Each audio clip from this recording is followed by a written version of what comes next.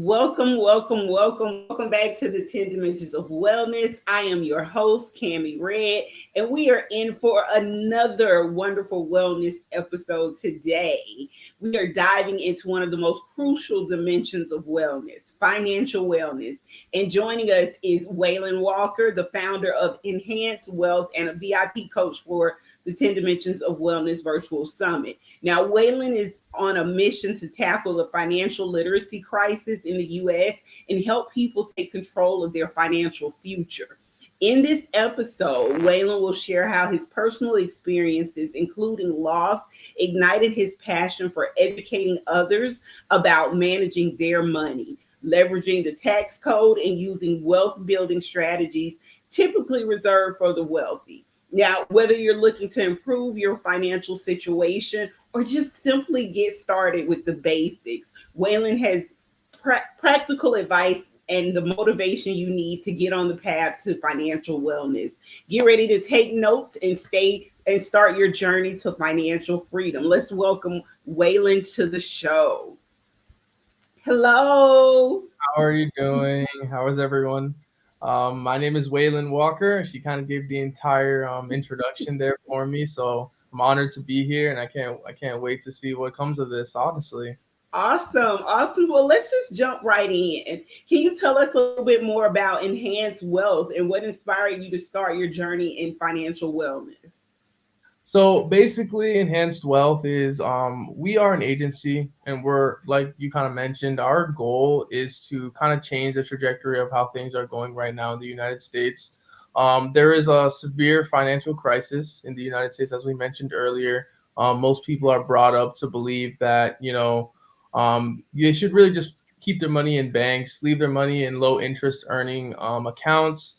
They're not really outpacing inflation, and therefore our dollar is losing value on a day-to-day basis. The main thing that I like to point out to kind of give people a better idea of what this is really about, how much has your money, how much has your dollar devalued in the past 4 years?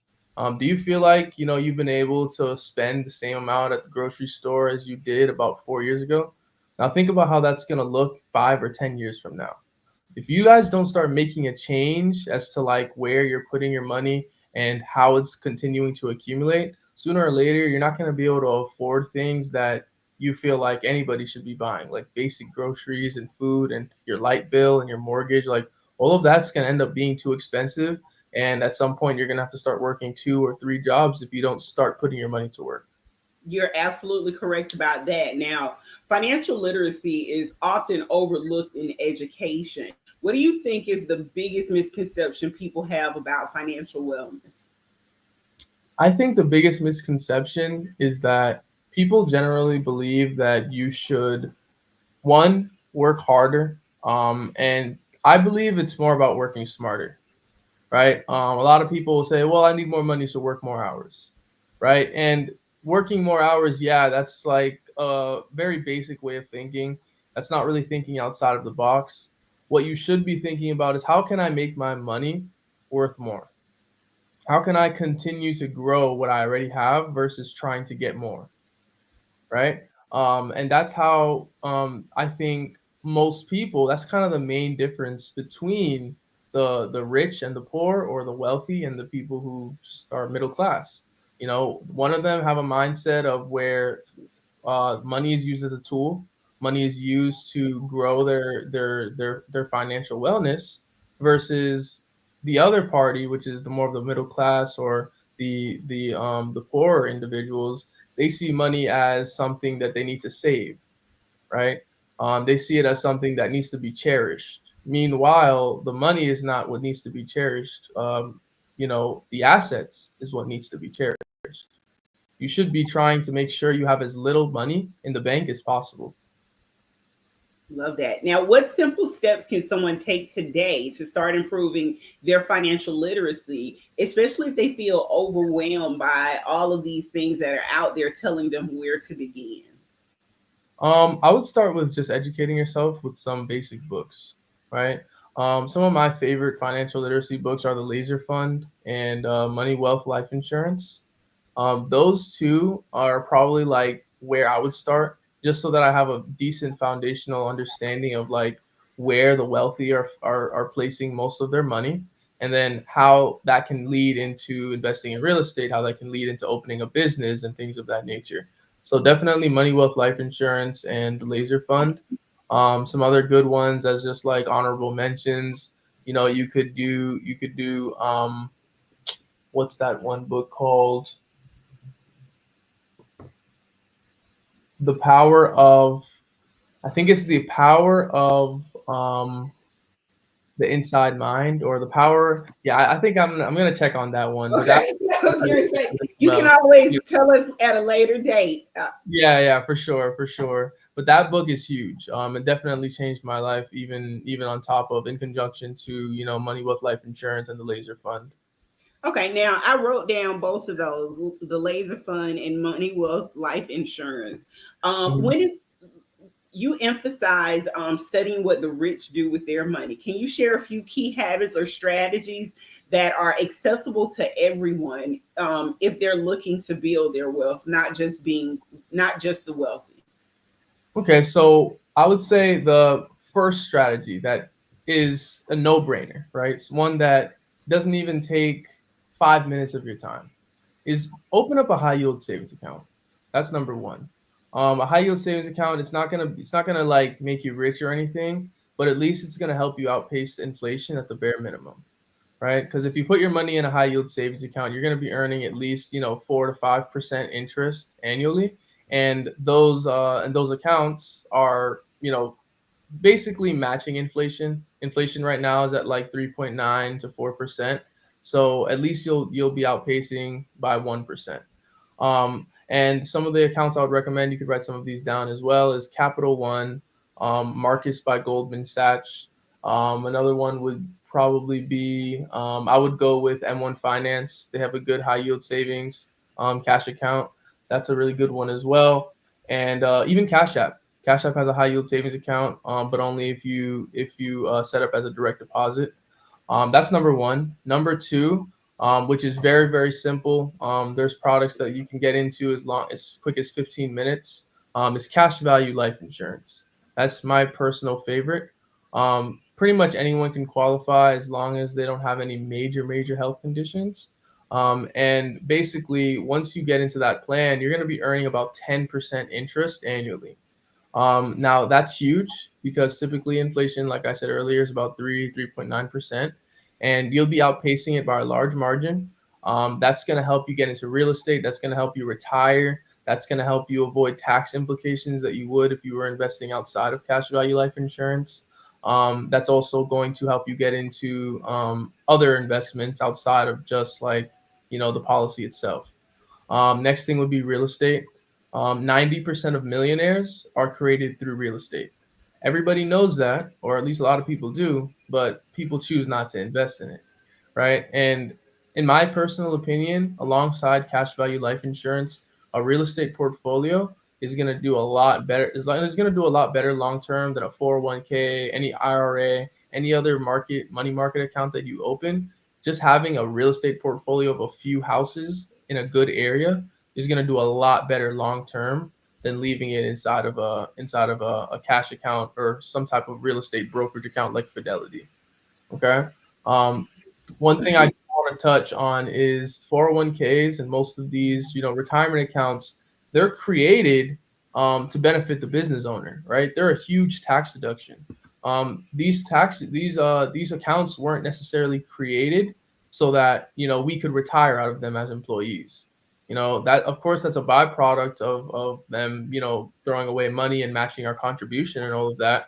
But as far as like what the real goal was when it creating those 401ks, it was designed for two things.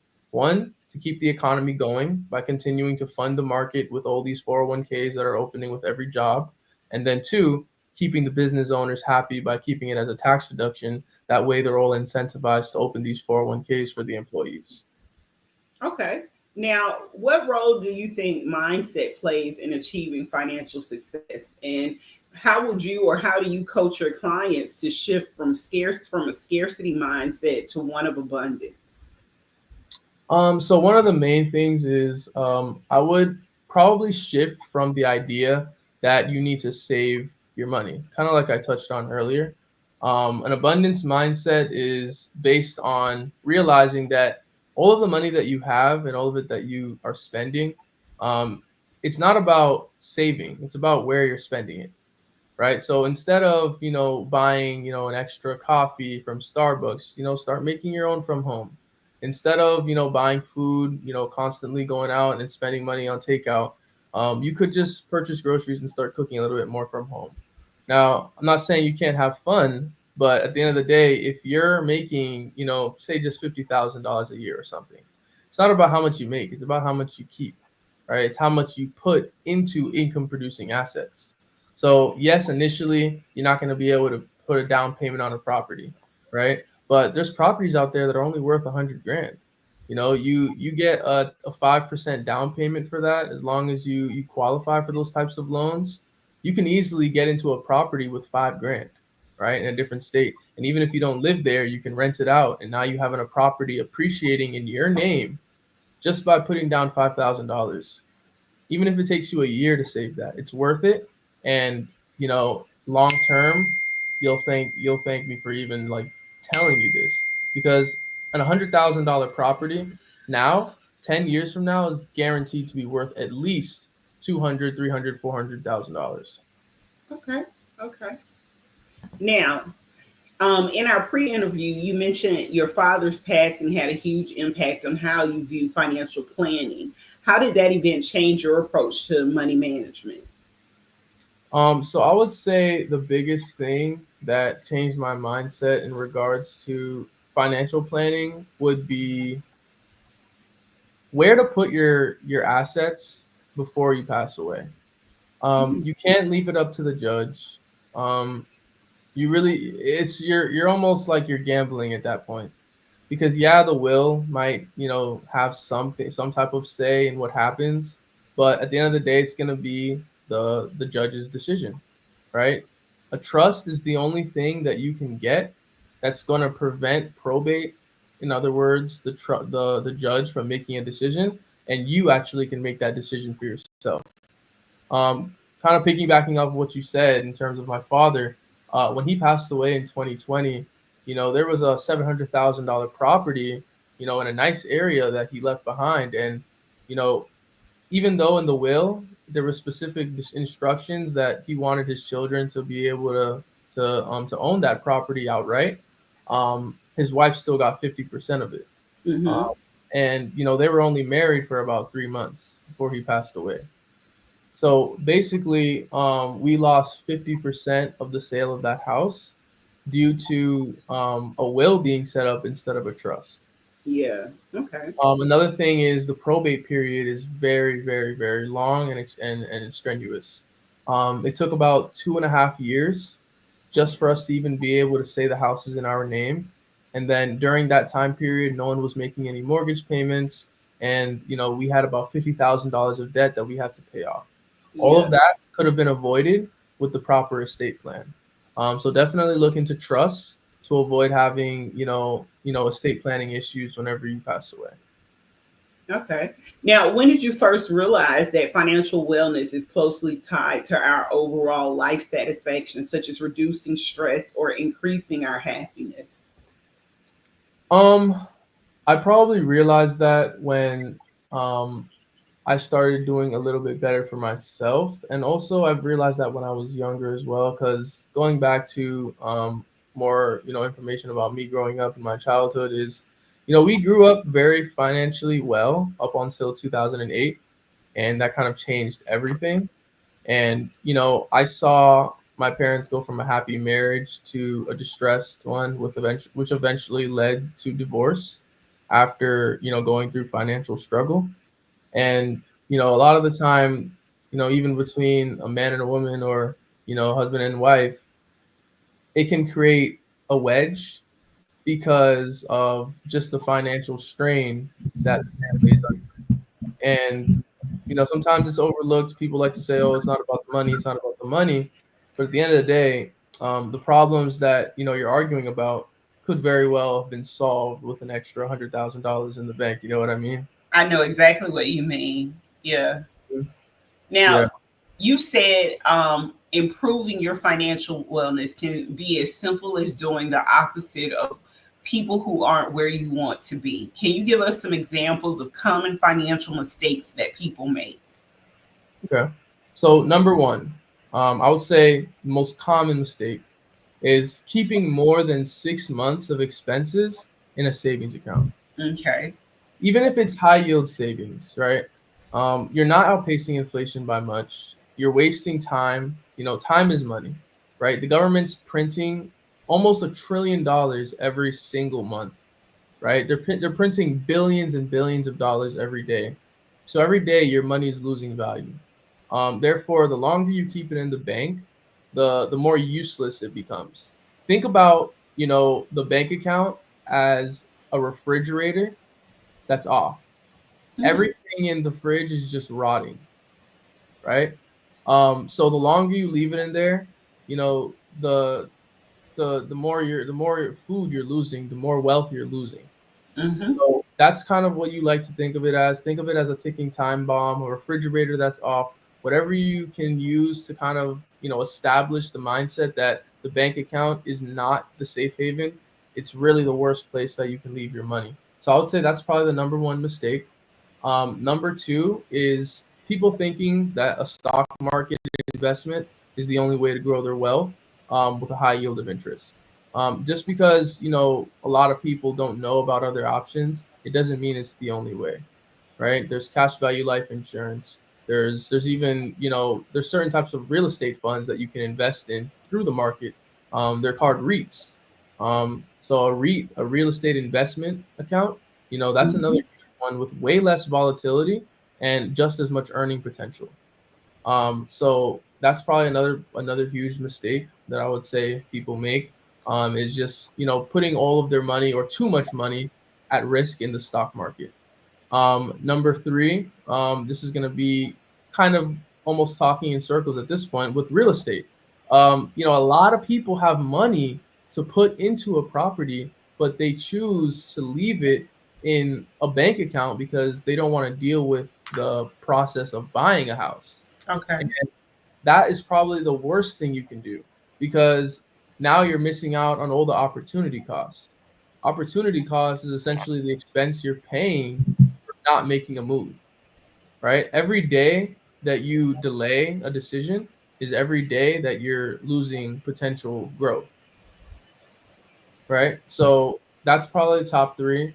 Um, and I would say another financial mistake, probably my this is gonna piggyback off of the whole financial literacy I guess pandemic at this point, is the fact that people choose not to do any outside research outside of their inner circle, right?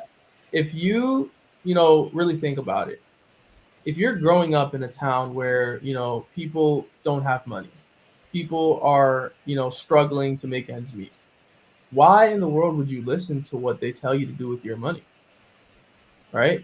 What you should be doing is, reading books about, people who have money and what they're doing with it, right? Read a book by a billionaire. Read a book by someone who's made millions. Read a book about a real estate investor, business owners, people who have made the right decisions with their finances. And once you understand how they think, you'll start thinking the exact same way. And then you might even be able to make an impact on your community by helping the way they think. Awesome. Now, let me ask you, for someone looking to start their financial wellness journey, what are the key areas they should focus on first? Saving, investing, or debt management? First, definitely debt management because there's no interest, there's no account that's going to earn you 26% interest, right? And if you have credit card debt, that's how much you're paying. So first thing you want to do is get out of debt. And how you want to do that, a little bit of just um, I guess you could say a sneak peek on how you can get out of debt is by focusing on one debt account at a time. Do not, let's say you're in $10,000 of debt and you have an extra $100 a month to pay into that debt. You don't want to allocate that $100 amongst three different, creditors. You want to focus on just one, pay it all the way down, and then once that one is paid off, then move on to the next. That's, long term gonna save you a ton of time. So that's one. Of course, that's only credit card debt. If you're in good debt, like, you have a real estate account, or maybe if you have like a car note, that's okay. You don't need to pay that off before you start thinking about investing. But anything that's above, 15, 20% interest, you need to get that off your credit profile as soon as possible. Um, and that's number one. I would say the second thing to kind of, focus on would be trying to get into an income producing asset. Again, real estate, start a business, invest in cash value life insurance, get into a plan that's going to continue to earn you money, and stop looking at dormant cash, because that's really what it is. Dormant cash is not going to get you anywhere. Okay. Third, I would say one course of action that you can take immediately to start, your financial journey is, if you are living paycheck to paycheck and you really can't find a way to make extra income, um, start going online and looking at side hustles, right? What are you good at? Are you good at cooking, right? Start cooking for people. Sell meals on Facebook Marketplace. I've bought so many things from Facebook Marketplace, and I'm sure a lot of people have as well. Try to find a way to start making an extra 500 a month, and don't take that 500 a month and spend it. Put it into a plan. Put it into something that's going to help you retire. Put it into something that's going to help you buy a property. Focus solely on income producing assets. And when that savings account or that cash value life insurance policy reaches that amount where you can finally buy your first income producing asset, go for it right away. Don't hesitate. Right? Take the risk. We understand that it's risky, but at the end of the day, it's riskier to stay in the position you're in than it Mm-hmm. is to take the risk to get out of it. Right? Okay. Because if you stay in the position you're in, that's guaranteed that you're not going to ever change, versus trying to make the change. At least you got a good shot at getting out of the predicament, right? Mm-hmm. So I would say hone in on your skills, your monetizable skills. Let's say you're good at video editing, right? Contact some YouTubers, contact some people out there who need video editors. They will let you they will let you work for them part time.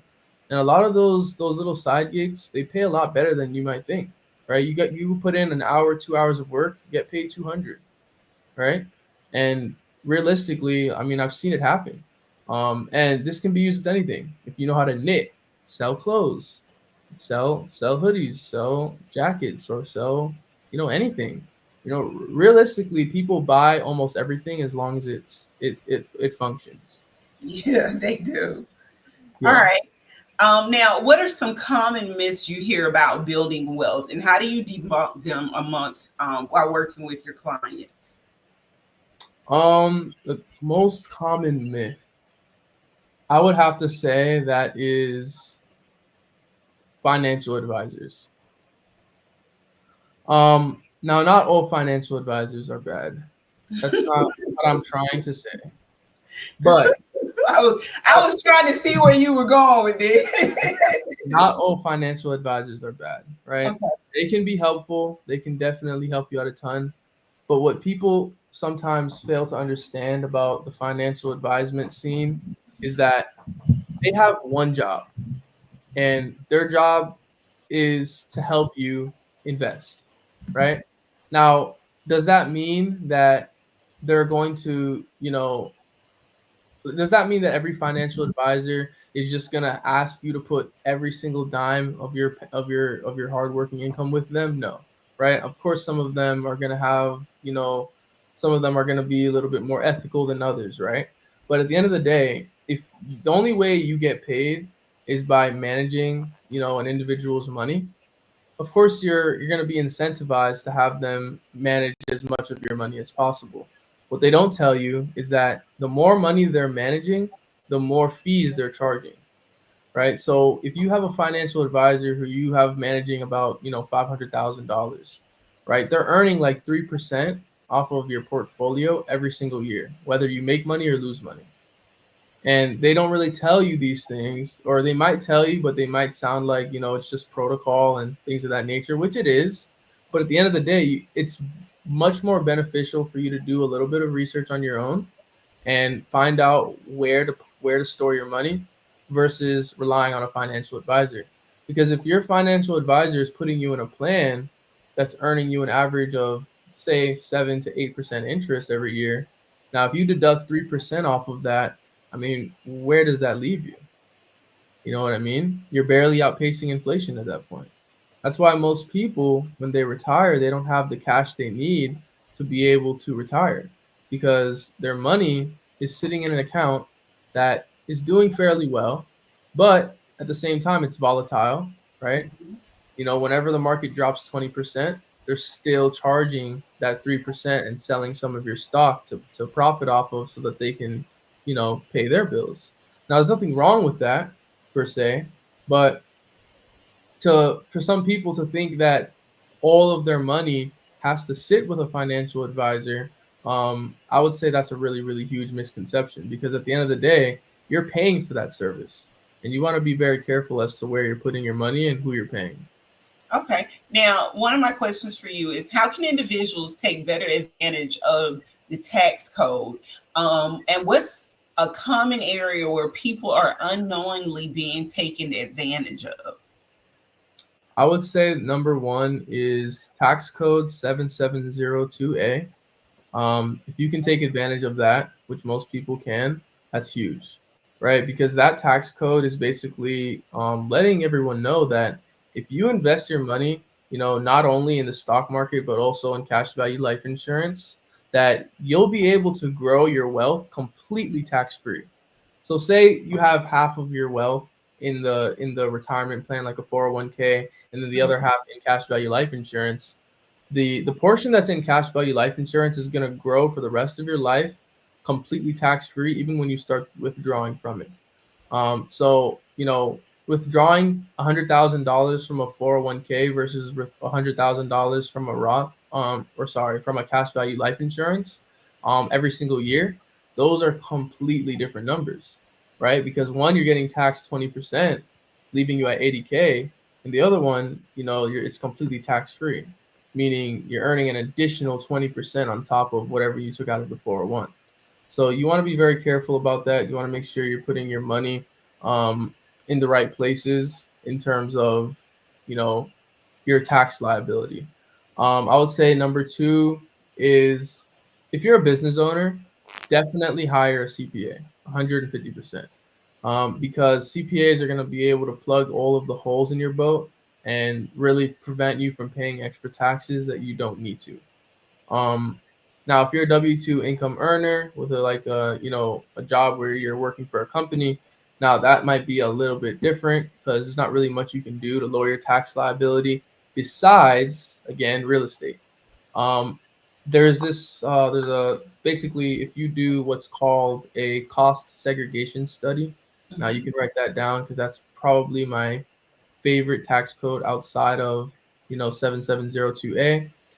Basically, a cost segregation study will allow you to um, take all of the depreciation from your home for the next few years and accelerate that into one calendar year. So basically, let's say you buy a house, and over the next 20 years, you're gonna have to replace your roof, you're gonna have to replace your AC, you're gonna have to repaint the house. You're gonna have to make all of these updates and changes. You'll actually be able to deduct all of those expenses off of your taxable income for that year, even though it hasn't happened yet. Okay. Now, you stay motivated by the drive to teach financial literacy. How do you measure success in your mission to educate people about their financial health?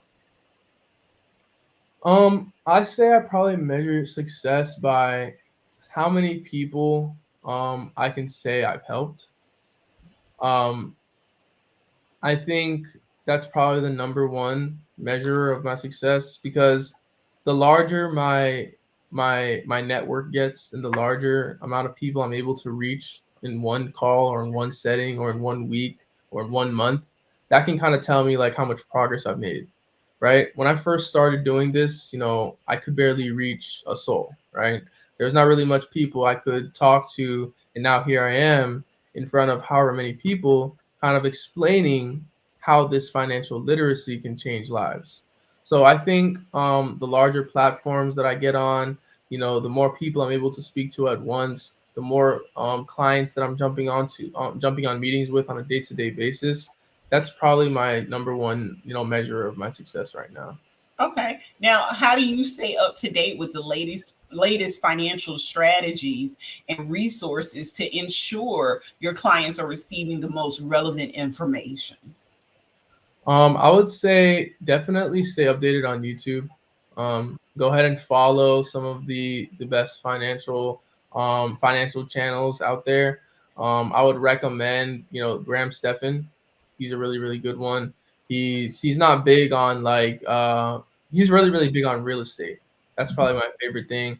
Graham Stephan is huge. Another one I would say is Minority Mindset. He's really, really good as well. There's a bunch of other finance YouTubers that I like, but those are probably my favorite too. So yeah, I would say them, and then also just keeping updated on basic news, right? If you're a stock market investor, stay up to date with the stock market. Make sure that your capital is protected. If you're investing in cash value life insurance, I mean, there really isn't too much to stay updated on those because those typically stay the exact same. Cash value life insurance has been around since the early 1800s. Some have been around since the early 1900s. Abraham Lincoln used these plans, right? Creator of Disney, Walt Disney created used these plans as well. So did the creator of McDonald's. I was just getting ready to say, I know you're about to mention McDonald's. Yeah, yeah. You knew about them already, or is it because I Yeah, told you? I knew about them already. I knew about all the ones you just mentioned, Walt Disney, McDonald's. I knew about that already. I think Starbucks actually follows that as well. Really? Wow, Yeah. you just taught me something. Yeah, I didn't even know Starbucks. So all of these major business owners, they're taking advantage of this, and it's been going on for years. So as far as Yeah. like staying up to date, I would say really just staying up to date with the new products in cash value life insurance. Whole life has been around for 200 years. IUL has been around for about 30 years now. It's making big changes. You're earning a lot more interest in those IUL products. So I would say I just like to keep an eye out. I'm in the industry, obviously. I'm a broker. I hear all of the news in regards to cash value life insurance, which products are brand new, which ones are, making groundbreaking changes. So just being in the industry is probably the easiest way to stay connected with that. Okay. Now, earlier you recommended the book The Laser Fund. What do you find most valuable about this book, and how has it helped shape your own financial philosophy? So the laser fund completely changes, the trajectory of how you think. Most people have a linear growth strategy thought process, Hmm. right? And what that means is, you know, wherever I put my wealth, it's only going to be able to grow or sit there, right? And the laser fund completely changes your mindset because now it makes you understand that, just because your money is sitting in one asset, it doesn't necessarily mean that it has to only grow there. For example, it opened my mind to cash value life insurance loans and HELOCs, right? A HELOC, you're basically taking a home equity line of credit and you're using that to go ahead and purchase another income producing asset. So now the money that you had sitting in that home is still increasing in value while also taking that money and going buying a different asset that's also going to increase in value and possibly even cash flow as well if you have some tenants in the property.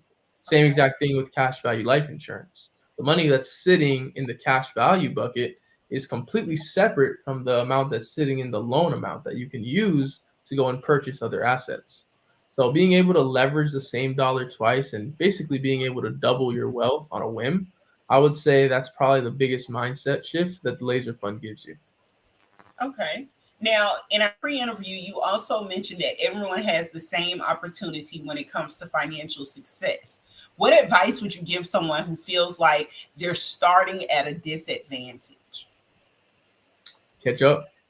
So basically how that works is, for example, if you're born in like an undesirable situation and you grew up just really hard times, you grew up in, you know, just a bad area, whatever the case may be, the best thing that you can do is, really take that step to leave, right? And I know sometimes it's not the easiest, right? Obviously, you kind of have to work your way out of it. But some people literally will stay where they are because they feel comfortable there, even though they know it's not the best place. And I would say, there's good areas in the United States that aren't expensive. You just have to be able to save up enough to be able to, move everything over there. And once you're there, you're there. So as far as like physical location goes, I would say that's probably number one. Just try to work your hardest at getting out of the situation. And then same goes for knowledge, right? Some people grow up in an area where there's not really much knowledge that they have that they can use to leverage their way out of poverty. And I would say the best way to kind of avoid that and get over that is by reading, right? Audible is cheap, the library is free. You can go and actually, study what some of these wealthier individuals have put on paper and start, basically applying that knowledge in your life. Okay. Now, how do you personally manage stress or setbacks when it comes to your own financial goals or business challenges? So me personally, I put everything on God. Huge believer in faith, I put everything in God's hands. I know that He has my back. And in terms of like how that's worked out for me, it's worked out pretty good. I've never felt stressed long term. Everything's temporary, everything always ends up working out. And what I've learned recently, and this can work for anybody, believer or not, is 90%, 97% of things that we worry about as human beings is never really ends up coming true. That's If you kind of look it up and really, look into the statistics of it, you can, worry about 100 things, and chances are only three of them really come into fruition. And that's just like a general rule of thumb. Of course, that varies, but like we just worry too much. true. So when you realize that, and like me as a numbers guy, and anybody else who's good with numbers, it makes it a lot easier to digest any situation because chances are you're gonna be all right anyways. You know what I mean? Just Yeah. because you have a 3% chance of things blowing up in your face and a 97% chance of things working out. Okay. Now, what's one habit or financial practice you've implemented in your own life that has made a significant impact on your financial health? I would say the biggest habit that um, probably changed like the trajectory I was on was getting uncomfortable, putting yourself in uncomfortable situations. Um, if you really think about it, you can't really expect to change as a person if everything around you is the same, right? So you want to put yourself out there, go to that networking event, go to that luncheon, right? Go to wherever you're invited to where that, it might better yourself. Hmm. Do it. Go to the gym, right? Talk to people. I was a very, very heavy introvert. I still am. I don't like talking to people, but I still force myself to do it. The reason being because I know that, your the net worth that you have is just a sum of the people that you hang around, you know? So you just have to get in front of people who you respect and get in front of people who you want to be like, right? Don't hang around people too much. Like, of course, you can have friends who, aren't in the best financial situation. I'm not saying to cut them off or anything like that, but, spend your time around people who you strive to be more like. If you can't see yourself, being like that person in 5 years, then try not to spend too much of your time around them. Okay. All I right. mean, Yeah, I know exactly what you mean. So you're active on various social media platforms. How has using social media helped you connect with a broader audience and spread the message of financial literacy? I would say that, utilizing social media is huge, right? If you have a word or if you have something that you're trying to spread, definitely get in front of, Instagram, get in front of Facebook, YouTube, any one of those platforms, and really just start, making content. You got to stay consistent. Um, I would say my biggest struggle that I've had with that is just consistency, but um, you know, That's long a lot of term, hours. yeah, Because when you run a business, social media is a business within itself. So I get it. Yeah. exactly. So it can get difficult to stay consistent, but it's best to continue to persevere and go through the motions, because at the end of the day, you know, there's no other way that you'll be able to get in front of 1,000, 2,000, 3,000 people from your house, right? Yeah. And leveraging social media is the only way that you'll be able to do that. Okay. Now, what are some of the most rewarding aspects of helping others improve their financial literacy, and how does it fuel your passion for this work?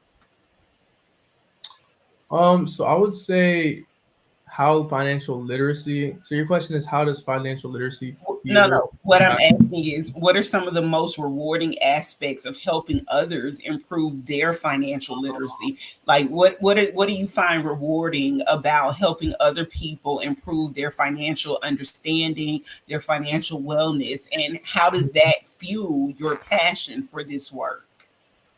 Yeah. So I've had people flat out tell me that, on one of these calls, that it feels like they just went to church. You know those chills you get when you go to church? Yeah.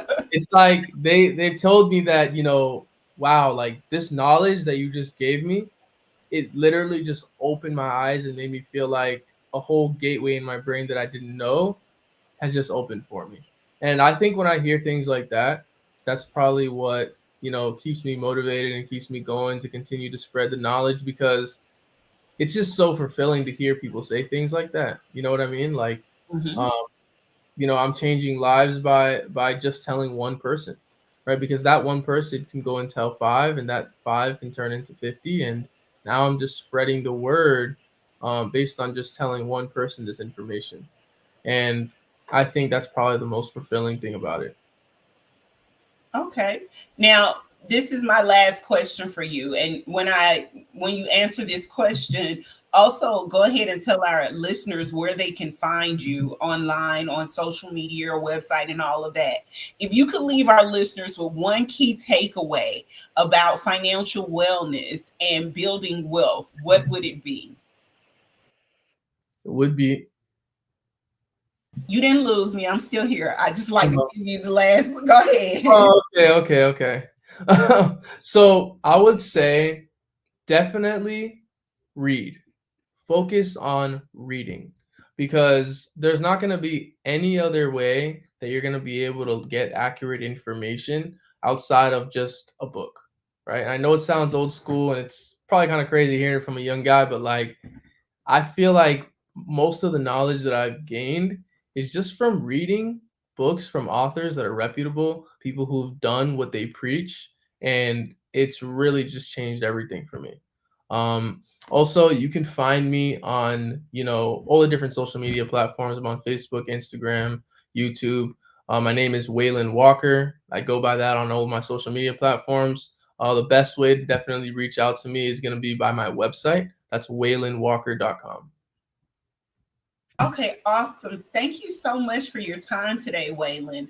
This has been a really engaging and educational episode. I think there's a lot that we can take away, and I'm going to have a lot of good clips as well. So I am prepared to share those for those of you who are out there listening. I will be posting some of these clips immediately. I wrote down the timestamp on some of them just so that I knew where to go back and clip them at, because some of this information is quite valuable for quite a few of us out here who are managing businesses, those of you out here who are also seeking financial freedom. So again, thank you so much for giving us your time today, Waylon. This was really good. You're very welcome, Cami, and it was a pleasure having me.